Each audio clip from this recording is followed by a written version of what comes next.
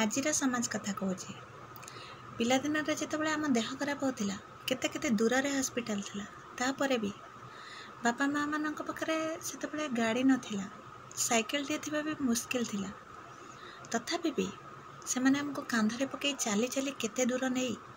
राति राति अनिद्रा होई हमको भल करी घर को आणुथिले किंतु एबे जेतेबाला तांकर वृद्धावस्था हो गला जदि तांकर देह खराब है कि जदि से बेड रे पड़ी गले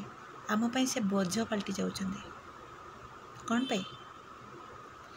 जदि से हमको एते आम पई करथिले सी कोन आज आम पिला हो पारे नहीं आमे तो सेबे तांको पिला थिले वृद्धावस्था रे बापा माँ हो जाउछंदी आम पिला एतिकी जदि मन रे रखिबे ना आ कौन सी बापा माँ को वृद्धाश्रम जावाक पड़बनी मन रखा दरकार समस्तंकर जुबार वृद्धावस्था आसे समस्तंकर देह खराब हुए समस्त को भी शଯ୍ୟାଶାयୀ होबाक पड़े तापरे यदि जड़े जन को बोझ भावी नब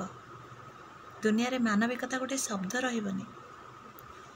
संपर्क गोटे शब्द रहिबनी केते आशा नहीं से आमको जन्म देइछंती केते आशा नहीं गोटे झील को से बोहू करी घर को आनी से बापा माँ को केमिति बोझ भावी पारुचंती थरे चिंता कले तांका जगह जदि आम पिला होता आमे कौन ताको बोझ भाभी थांते